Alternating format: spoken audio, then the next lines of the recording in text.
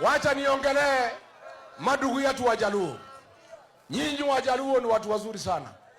Nyinyi mumesoma sana. Mumekula samaki, akili yenu iko juu zaidi. Na nyinyi mko na maprofesa na madaktari. Lakini mimi ni rafiki yenu.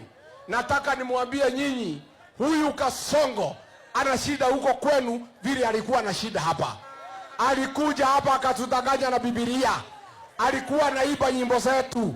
Alikuwa hata anaongea Kikuyu, akatuweka kwa box. Tukampatia kula milioni 4, akatupiga teke. Nyinyi Wajaluo, huyu Kasongo akimalizana na nyinyi mtakuja kuniambia. Juzi ameiba hoteli ya Rafael Tuju, Mjaluo kutoka huko Siaya. Leo jana usiku Rafael Tuju ametekwa nyara, wanataka kumuua.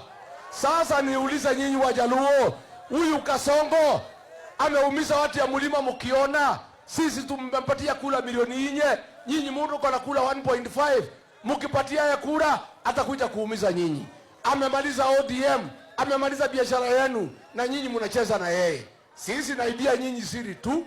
What you do with the information is up to you.